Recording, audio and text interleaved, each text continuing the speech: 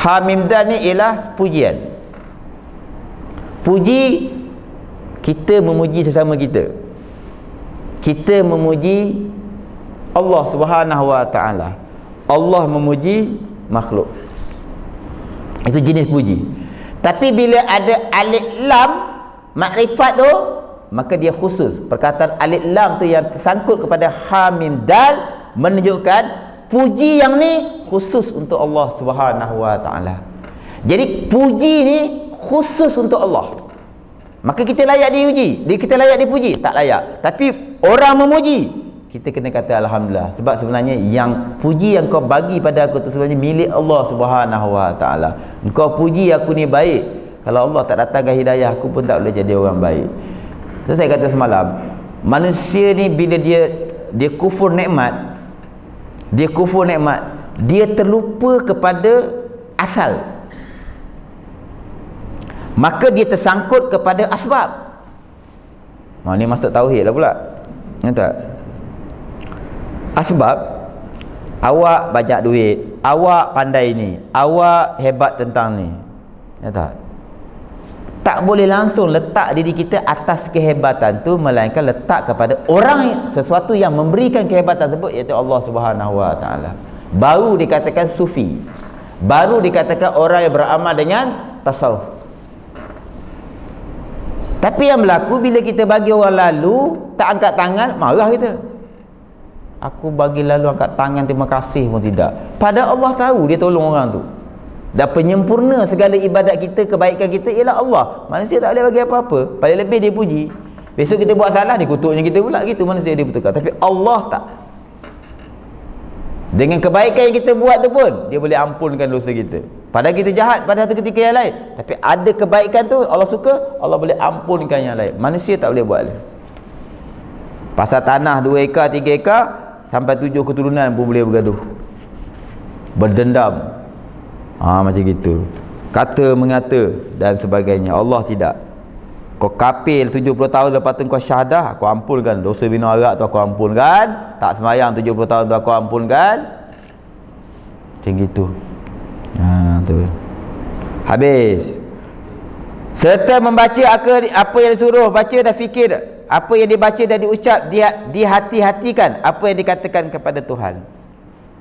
Kita dah bagi tahu Allahu akbar kabira walhamdulillahi katsira wa subhanallahi bukratan wa wajjahtu wajhiya lillazi fataras samawati wal ard.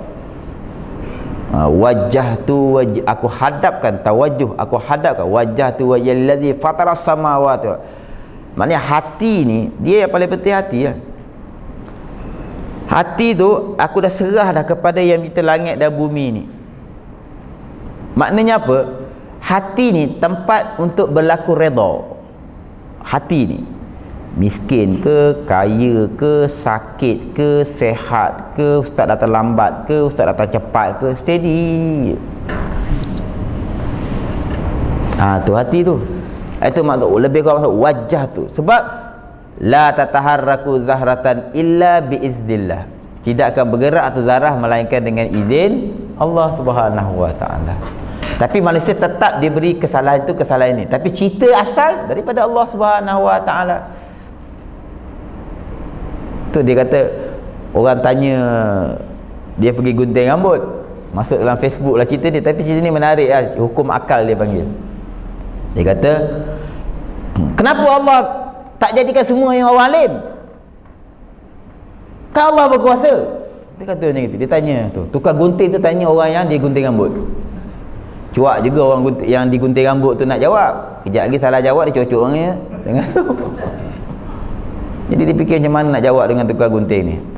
Jadi maknanya dalam hal perselingkahan umat Islam, dalam hal apa jahat dan ini, maksud dia bercakap tu dia menyalahkan Allah lah. Tak ada Allah berkuasa boleh jadikan semua baik. Kan senang dia kata. Tu. Jadi orang ni kata, awak ni tukar gunting. Kat luar tu ramai orang. Tu kenapa rambut tu panjang, rambut tu panjang, rambut tu panjang? Salah awak lah, sebab awak tukar gunting. Tengok ramai orang rambut panjang tu. Kenapa awak tak gunting rambut dia orang tu? Dia kata macam gitu. melenting tukar gunting tu. Dia lah kena cari saya, apa pula saya dah ada kat sini. Macam tu juga dengan masalah tadi tu. Dia kena cari Allah lah. Barulah selesai masalah tersebut. Sebab segala-galanya telah dibagi. Kitab telah dibagi, Rasul telah dihantar oleh ulama' keliling kita. Takkan Allah lagi salah. Tu samdul namanya. Macam itu. Jadi hukum hujah akal itu masuk kat tukar gunting, diam terus. La tataharaku zaratan illa bi'iznillah. Jadi kalau kita usaha, dia kata, sementara sekarang ni zaman di mana khusyuk sembahyang tu sedang diangkat oleh Allah Subhanahu wa taala. Antara faktor yang terbesar ialah sumber makanan rezeki dia. Itu memang Allah blok terus. Takkan khusyuk. Tapi dia sembahyang, rukun betul, sah. Dia tak ada dosa meninggalkan sembahyang. Tapi khusyuk tak. Khusyuk ni impaknya sangat besar kepada kehidupan dia selepas tu. Khusyuk dalam sembahyang ni. Tu berlatih letak tegak.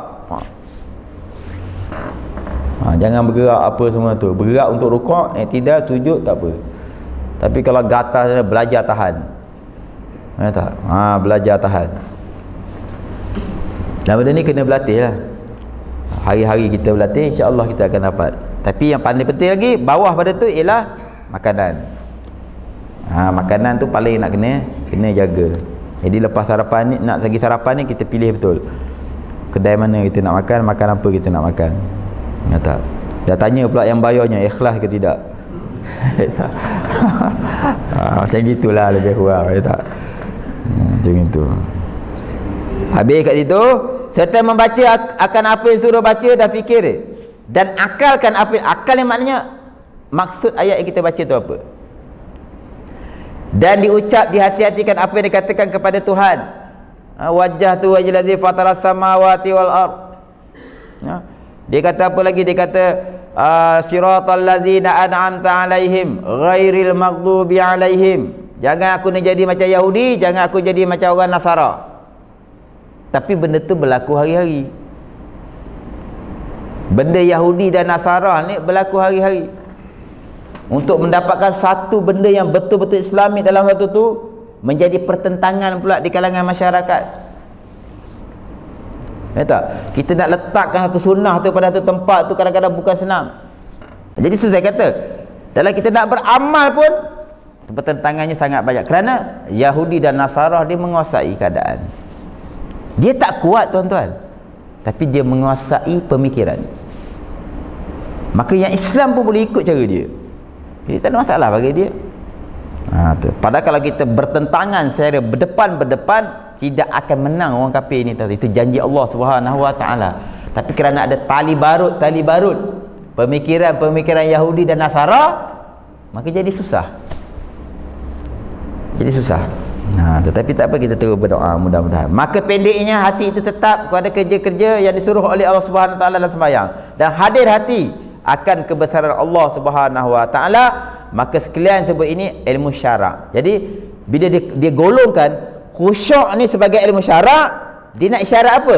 Tadi dia kata ilmu yang mula-mula diangkat ialah khusyuk dalam sembahyang. Maka khusyuk ni merupakan satu bidang ilmu yang kita perlu pelajari, yang kita perlu praktikkan, kita cuba berlatih, sebab dia berbentuk ilmu. Jadi segala usaha kita dia akan dinilai oleh Allah Subhanahu wa taala. Allah akan bagi khusyuk tersebut. Allah akan bagi. Jadi jangan salah faham khusyuk ni maknanya tak pernah lupa rakaat. Bukan. Khusyuk ni hilang ingatan, bukan. Dia hilang ingatan tu ada dua, gila dengan fana. Ataupun tertidur pun hilang ingatan kita. Tapi Allah bagi nikmat dalam tidur ni. Ya tak? Kita boleh pergi ke mana pun kadang-kadang tak payah pasport, tak payah tiket kapal terbang, tak tahu sampai kat London. Sebab kita pernah lah sekali pergi London. Jadi Allah datangkan mimpi malam tu pergi London lagi sekali. Tak payah cop pasport, tahu-tahu kat dalam lah, kat Wembley tu. Itu nikmat tidur dipanggil. Akal kita tak ada dah. Siap sempat balik bergaduh kejap dengan isteri, baru sedar subuh. Banyak perkara kita, kalau ikut masa tu nak pergi tu berapa jam, tapi dalam masa tidur tu kita boleh sampai ke London, boleh pergi ke sini, boleh bergaduh kejap dengan isteri, macam-macam hal kita buat. Itu pula nikmat tidur. Akal tak ada. Ketika itulah kita dengan Allah Subhanahu wa taala. Maka datang fungsi doa sebelum tidur. dan datang fungsi doa selepas bangun tidur. Kenapa? In between tu kita dah hilang. Kita dah hilang. Kalau kata harimau datang gigit, ngaplah kita. Kalau kata kala jengking datang, tapi Allah pelihara tuan-tuan rumah kita tu, ya Allah. Kita nampak tak benda ni? Kala jengking boleh masuk, ular pun boleh masuk, setakat rumah flat ke rumah teres boleh, banyak lubang melalui longkang. Tapi siapa yang menjaga tu? Malaikat diperintahkan menjaga kita. Hatta orang kafir pun dipelihara juga. Itu dipanggil rahmat Allah Subhanahu Wa Taala. Tiba-tiba kita bangun tidur, kita lalai baca doa bangun tidur, dipanggil kufur nikmat. Nampak macam kecil. Dulu tadika pelajar terbaik apa semua doa tidur, dah besar hilang. Doa bangun tidur hilang semua. Ya tak? Balik tanya anak tadika balik macam mana doa dia. Ya tak? Beramallah kita tuan-tuan dengan benda yang kecil-kecil, sebab daripada kecil dia akan jadi besar. Kesannya tu amat besar sebab apa? Sebab Nabi pun buat.